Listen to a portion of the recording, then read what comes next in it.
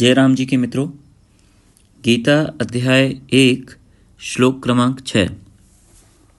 युधामन्यु च विक्रांताः उत्तमौजा च वीर्यवान् सौभद्रा द्रौपदेया च सर्वे एव महारथा।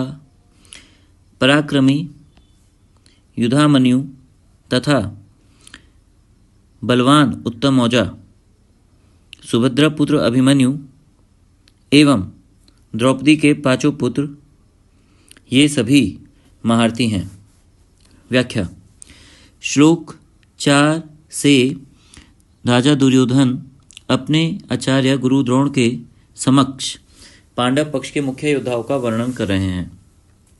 इसी क्रम में वे श्लोक 6 में पांडव पक्ष के कुछ अन्य योद्धाओं का भी वर्णन करते हैं। इनमें पहले ये नाम लेते हैं युधामन्यु तथा उत्तमौजा का। ये दोनों सगे भाई पांचाल देशीय राजकुमार थे। इनको अर्जुन के रथ के पहियों की रक्षा करने के लिए नियुक्त किया गया था। दोनों ही अत्यधिक पराक्रमी और बल संपन्न थे। इसी के कारण इस श्लोक में इनके नाम के साथ विक्रांत और वीर्यवान शब्द जोड़े गए हैं। अगला नाम सौभद्र बोला गया है। सौभद्र क्योंकि सुभद्रा के पुत्र, सुभद्रा यानी कि अर्जुन की पत्नी। अर्जुन ने भगवान श्री कृष्ण की बहन सुभद्रा से विवाह किया था। इन्हीं के गर्भ से अभिमन्यु उत्पन्न हुए थे। मत्स्य देश के राजा विराट की कन्या उत्तरा से अभिमन्यु का विवाह हुआ था।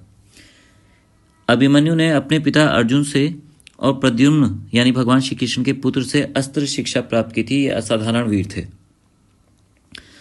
एक दिन कौरव पक्ष ने पांडव पक्ष के वीरों का संहार करने के लिए एक योजना बनाई कि अर्जुन को लड़ाते लड़ाते दूर कर दिया जाएगा तथा एक दूसरी ओर कौरव पक्ष का चक्रव्यूह बना दिया जाएगा जिसमें पांडव पक्ष का कोई भी योद्धा प्रवेश ना कर सके और पांडव वीरों का बहुत बड़ी संख्या में संहार किया जाए।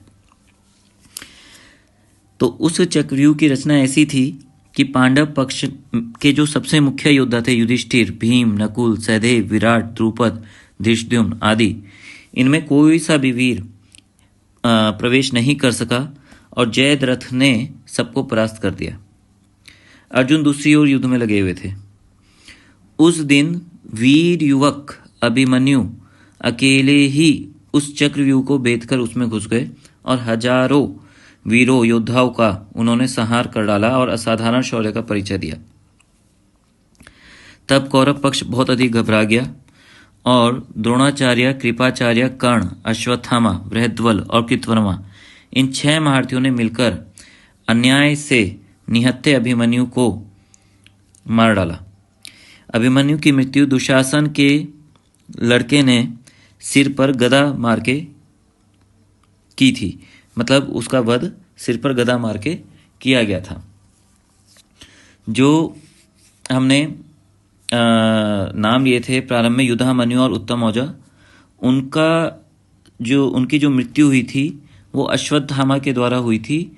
वो रात को सो रहे थे तो अधर्मपूर्वक अश्वत्थामा ने आक्रमण किया था और सोते समय मार डाला था। अंत में जो नाम आया है द्रौपदेया, द्रौपदी के 5 पुत्रों के लिए, उनके नाम है प्रतिविंध्या, सुतसोम, शुतकर्मा, शतानिक और शुतसेन। ये 5 युधिष्ठिर, भीमसेन, अर्जुन, नकुल और सहदेव के औरस पुत्र हैं।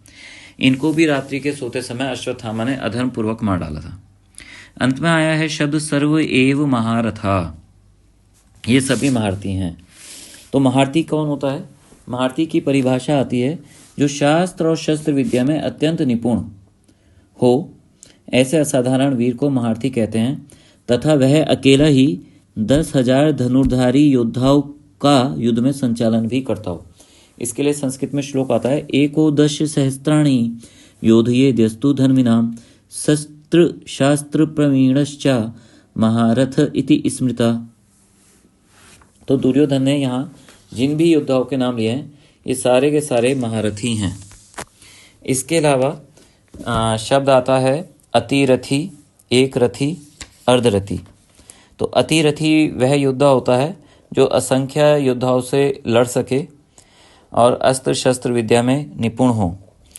और यदि कोई व्यक्ति एक रथ के योद्धा से लड़ सके तो उसे एक रथी कहते हैं, और जो इससे कम योग्यता का हो लेकिन लड़ने में सक्षम हो उसे अर्धरथी कहा जाता है। इसके लिए भी संस्कृत में श्लोक आता है, अमितान्योध यद्यस्तु संप्रोक्रो अतिरथस्तु सा रथस्तु वेकेन यो योद्धा तन न्यूनो अर्धरथा स्मृता।